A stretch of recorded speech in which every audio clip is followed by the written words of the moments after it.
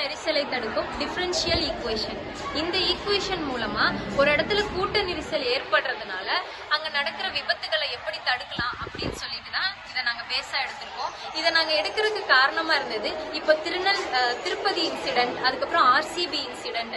இந்த இன்சிடென்ட் எல்லாம் நாங்க பேசிக்கா எடுத்துதான் இந்த ப்ராஜெக்ட் பண்ணணும்னு நினைச்சிருக்கோம். இதை நாங்க மேத்தமெட்டிக்கலா கொண்டு வந்திருக்கோம். இப்ப மேத்தமெட்டிக்கலா இதை சொல்லணும்னா do p by do t plus do v dot p by do x equal to 0.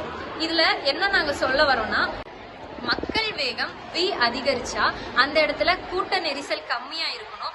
மக்கள் வேகம் v குறைஞ்சா, அதாவது வேகம் குறைஞ்சா அந்த இடத்துல கூட்ட நெரிசல் அதிகமா இருக்கணும். இது நம்மளுக்கு அலர்ட் கொடுத்துரும். இதை அலர்ட் கொடுக்கறதுக்கு நம்ம இது என்ன பண்ணா, AI cameras, smart digital systems இதுலலாம் நம்ம இதை ஜாயின் பண்றது மூலமா இது நம்மளுக்கு முன்னாடியே அலர்ட் கொடுத்துரும். இது அலர்ட் கொடுக்கறதுனால இது நம்மளுக்கு புதிய பாதையை உருவாக்கி கொடுக்கும்.